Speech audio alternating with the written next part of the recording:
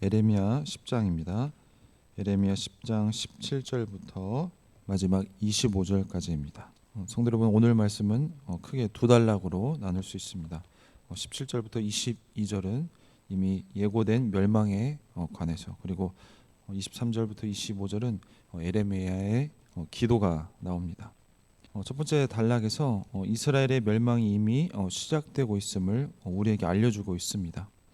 에레미야는 이스라엘의 멸망을 기다리지 말고 포로로 끌려갈 것을 대비하여서 짐을 싸고 준비하라고 말을 하고 있습니다. 하나님은 그들을 이방 땅으로 쫓으실 것이기 때문입니다. 덧붙여 오늘 본문에서 에레미야는 1인칭 화자로서 앞으로 나타날 이 멸망에 대해서 탄식하며 임박한 미래 사건이 눈앞에 닥친 것처럼 지금 묘사를 하고 있습니다. 동시에 이 에레미야는 하나님의 진노를 거두시기를 기도하지는 않지만 이스라엘을 끝까지 붙들어 주기를 또한 간구하고 있습니다. 먼저 17절 그리고 18절을 보시면 에워싸인 가운데에 앉은 자여 내 짐꾸러미를 이 땅에서 꾸리라. 여호와께서 이와 같이 말씀하시되 보라 내가 이 땅에서 사는 자를 이번에는 내에 던질 것이라. 그들을 괴롭게 하여 깨닫게 하리라 하셨느니라. 이스라엘을 이제 심판하겠다고 하는 이 하나님의 계획을 이제는 그 누구도 멈출 수 없습니다. 이에 17절을 보면 가장 먼저 이 명령형을 사용하여서 꾸리라라고 지금 명령을 하고 있습니다. 그리고 이 에워싸인이라는 이 용어는 이 예루살렘이 지금 공경에 처해 있음을 보여주고 있습니다. 이 예루살렘은 이제 적군에 둘러싸인 상태이며 그것을 돌파하기는 불가능한 것입니다. 따라서 이 에레미야 선지자는 포로로 끌려갈 것인데 이스라엘 백성들이 그래서 짐을 꾸리라고 선포를 하고 있습니다. 계속해서 18절을 보시면 여기에는 이제 우리 개역개정 성경에는 나오지는 않지만 원문을 보시면 이 키라는 접속사 히브리어 키가 나와서 왜냐하면이라고 나옵니다. 그래서 이 18절과 17절의 인과관계를 말해주고 있죠. 짐을 꾸리라는 이 명령의 원인을 18절에서 말을 하고 있습니다. 이 18절에서 여호와는 이 땅에 사는 자를 내 던질 것이므로 예루살렘에 사는 자는 이 땅에서 떠날 준비를 하기 위해서 짐을 꾸려야 한다는 것입니다. 덧붙여서 하나님은 그들을 이 땅에서 내던진다고 지금 표현을 하고 있습니다. 에레미야는 이 이번에는이라는 그 단어를 표현함으로써 여호와 하나님의 심판이 이번에는 확정되었음을 지금 보여주고 있습니다. 하나님은 더는 백성이 돌아올 것을 이제는 기다리지도 그리고 기대하지도 않고 있습니다. 그래서 18절 마지막에 이 깨닫게 하리라라는 표현이 나오는데 이것은 그들이 찾기 위해라는 이 목적절로 우리가 해석하는 것이 적절합니다. 그래서 이것은 하나님이 그들을 징계함으로써 다시 하나님을 찾도록 만든다는 의미로 해석할 수가 있습니다. 계속해서 19절 그리고 20절 말씀 보면 슬프다 내 상처여 내가 중상을 당하였도다. 그러나 내가 말하노라 이는 참으로 고난이라 내가 참아야 하리로다. 내 장막이 무너지고 나의 모든 줄이 끊어졌으며 내 자녀가 나를 떠나가고 있지 아니하니 내 장막을 세울 자와 내 휘장을 칠 자가 다시 없도다. 계속해서 에레미야는 지금 슬프다라고 지금 탄식을 하면서 19절을 시작하고 있습니다. 에레미야는 내가 중상을 당하였도다라고 한탄하면서 이 백성들에게 임할 고통을 지금 자신의 것으로 받아들이고 있습니다. 이 고통은 곧 이스라엘 백성들에게 임할 무거운 고통이죠. 에레미야는 이스라엘의 죄로 인해 백성이 포로로 끌려가게 될 뿐만이 아니라 이스라엘이 기업으로 받았던 이 약속의 땅도 고통받을 것을 묘사하고 있습니다. 성경에서는 인간의 죄는 이 자연에도 영향을 미친다고 말을 하고 있습니다. 에레미야는 그러한 고통에서 지금 자유롭지 못한 것 같습니다. 그는 이 지금 이스라엘 백성들의 지금 일부로서 함께 고난을 당하고 있는 것입니다. 20절에서 이스라엘이 당하는 고난은 그들의 장막이 무너지는 것과 지금 연결되어 있습니다. 여기서 장막으로 번역이 된 이 오엘은 이 개인의 집을 넘어서 그들의 성막, 이 성전을 가리킨다는 점에서 내 장막이 무너지고 궁극적으로는 이 예루살렘 성전의 파괴를 암시하고 있는 것입니다. 이것은 이스라엘의 신앙, 이 여호와 하나님의 신앙이 위기에 직면할 것임을 보여주고 있습니다. 20절 이후에는 이 장막과 모든 줄이 끊어졌을 뿐만 아니라 내 자녀가 나를 떠났다고 지금 말씀을 하고 있습니다.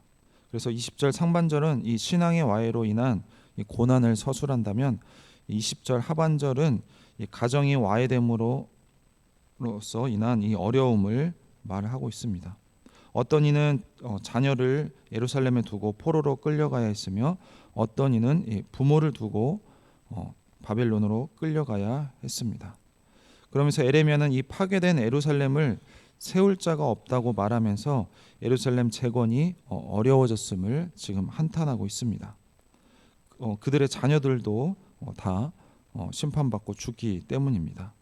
이러한 20절에서 우리가 주목해야 할 점은 이게 완료형으로 기록되어 있다는 점입니다. 에레미야는 이 미래형뿐만이 아니라 이 완료형을 사용함으로써 이 미래에 일어날 사건을 지금 선포하고 있는 것입니다.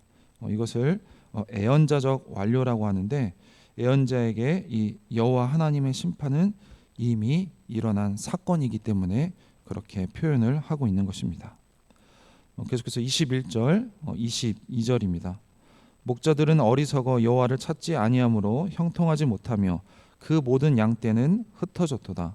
들을지어다 북방에서부터 크게 떠도는 소리를 들리니 유다 성읍들은 황폐하게 하여 승냥이의 거처가 되게 하리로다. 21절도 마찬가지로 이 애언자적 선포로 이 완료형으로 나옵니다. 이 에레미야는 목자들을 이 어리석은 자라고 지금 고발을 하고 있습니다. 동일한 용어로 10장 14절에서 사람마다 어리석고 무식하도다라고 표현할 때도 거기를 해서 고발할 때도 사용되었는데 그 이유는 14절에서 이방 신상과 우상을 숭배하기 때문이라고 말을 하고 있습니다. 여기서 우리는 이 어리석다라는 이 히브리어 단어 이 바알과 그리고 히브리어 단어 이 바알 우상과 유사하다는 것을 우리가 염두에 두어야 합니다. 이것은 다시 말해서 지금 에레미야는 이 언어 유희를 활용해서 이 바알 숭배가 백성들을 어리석게 만든다는 것을 지금 비판하고 있으며 그 결과 이스라엘 백성들은 흩어지게 될 것이라는 것을 지금 여기서 강조하고 있는 것입니다. 22절을 보시면 다시 이 북방을 북방에서 라는 언급하는 소리를 지금 언급하고 있습니다. 그러니까 에레미야서 1장부터 언급된 이 북방에서 오는 소리는 바벨론을 가리키는 것입니다. 요시야 왕이 사망하고 바벨론은 이 여호와김이 통치하던 주전 604년부터 601년경에 이 애굽을 정복하고자 대규모 군대를 이끌고 유다를 당시에 지나갔으며 이에 유다는 바벨론에 굴복한 적이 있습니다. 하지만 지금은 어떤 상황이냐면 바벨론의 대군이 진격하는 목적지가 바로 예루살렘 성입니다. 당시 바벨론은 고대근동의 지역의 패권을 장악을 했습니다. 아수르를 멸망시키고 고대근동 지역의 패권을 장악을 했었죠. 하지만 그렇기 때문에 이 작은 유다가 이 바벨론을 상대로 전쟁을 치르는 것은 대단히 무모한 일에 가까웠습니다. 하지만 유다는 종종 이 이집트의 힘을 얻고 등에 업고 바벨론에 대항하려고 했지만 애굽은 전혀 도움이 되지 못했습니다.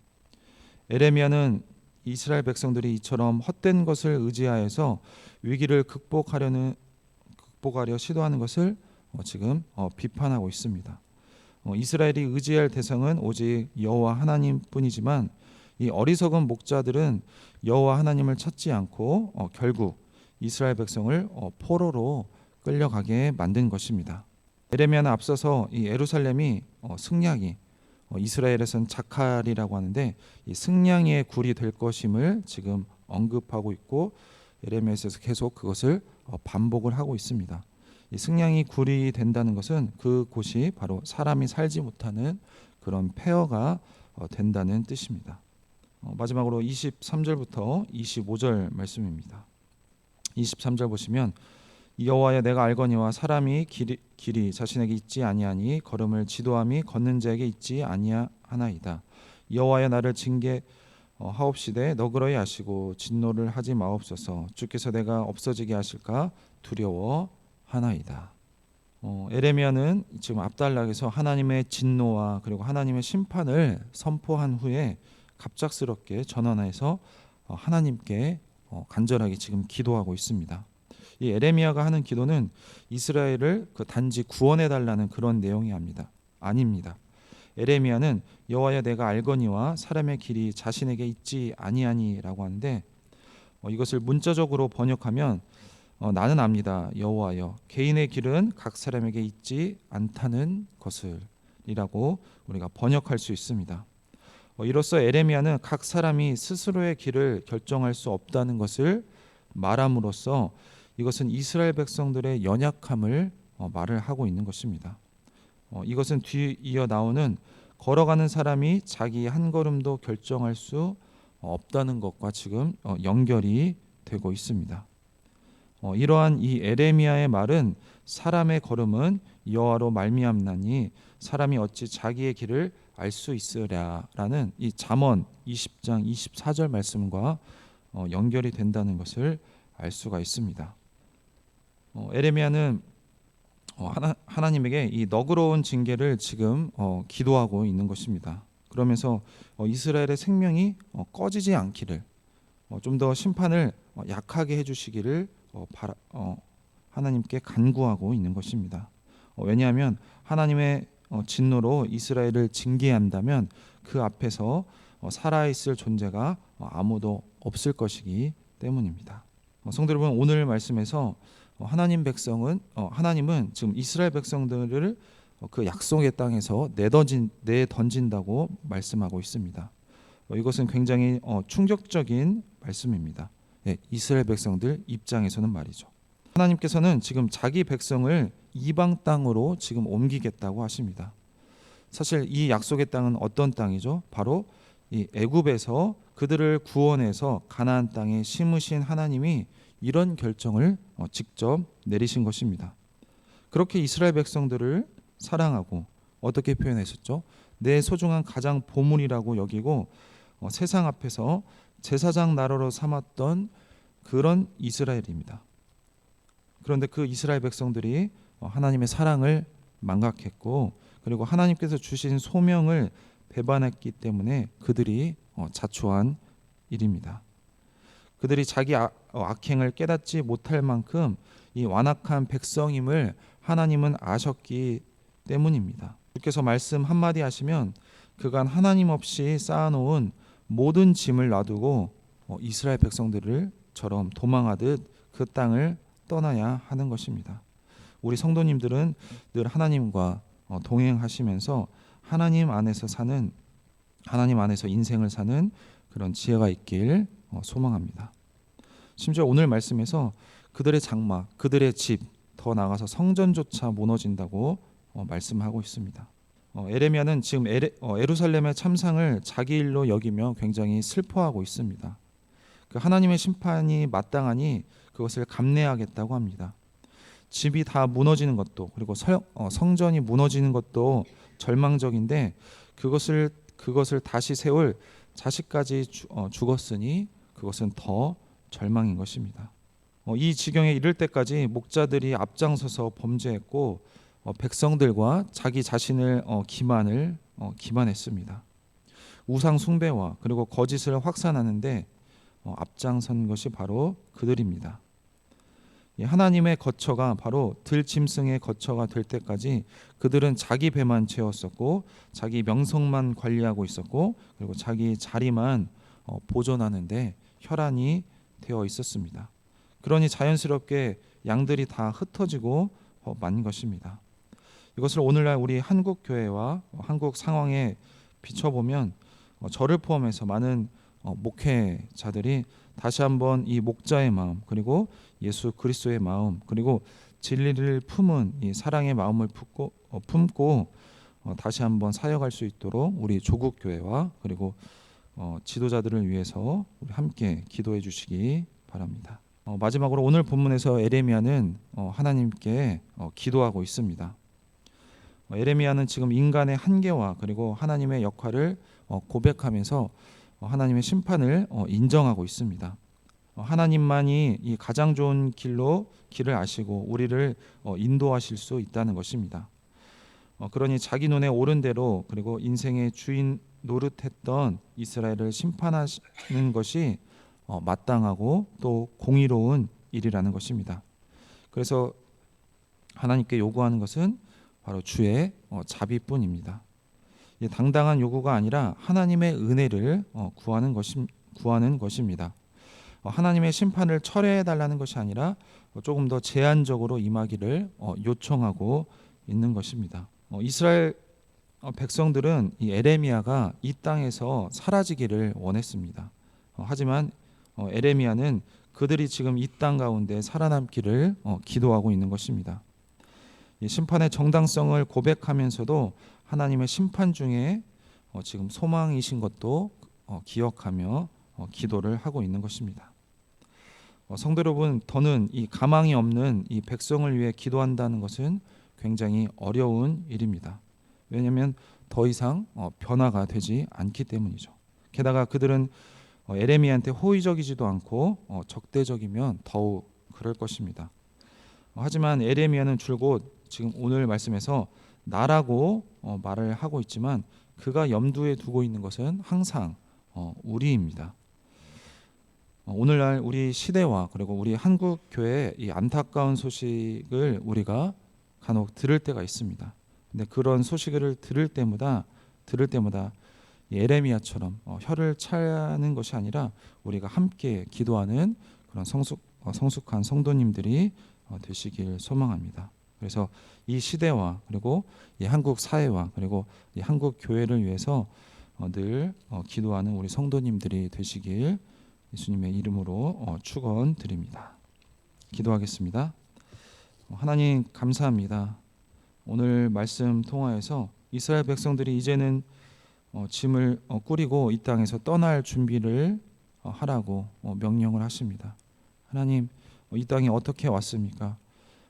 이집트에서 죄로 사망으로 죽었던 그들을 구원하셔서 이 약속의 땅으로 이 하나님의 백성을 옮기셨는데, 그래서 내 소중한 가장 보물이라고 하고 이 땅을 통하여서 제사장 나라, 하나님을 선전하는 그런 제사장 나라가 되게 하려고 이 땅 가운데 이스라엘 백성들을 데려오셨는데, 이제는 이 땅에서 하나님 이방의 땅으로 옮기게 되었습니다. 그들이 변화되지 않고 회개하지 않았기 때문입니다. 또한 하나님, 그들에게 하나님의 말씀을 제대로 가르치고 진리를 선포하고 하나님 백성답게 살 수 있도록 도와야 할 종교 지도자들이 앞장서서 자기 배만 불리고 거짓 평안을 선포함으로써 이렇게 같이 심판받게 되었습니다. 오늘날 한국 교회도 마찬가지입니다. 그래서 우리가 늘 깨어서 우리 한국 교회와 그리고 한국 교회 지도자들을 위해서 늘 예수 그리스도의 마음을 품고 그리고 진리를 가지고 이 사랑의 마음을 가지고 양들을 목양할 수 있는 그런 목회자들이 다 될 수 있도록 하나님, 우리가 함께 기도할 수 있도록 도와 주시옵소서. 늘 비판하고 지적할 뿐만이 아니라 그리고 나와 상관없는 일이 아니라 이 에레미야처럼 나의 일로 여기고 우리가 함께 그것을 함께 기도할 수 있도록 우리를 붙들어 주시옵소서. 감사드리며 예수님의 이름으로 기도했습니다. 아멘.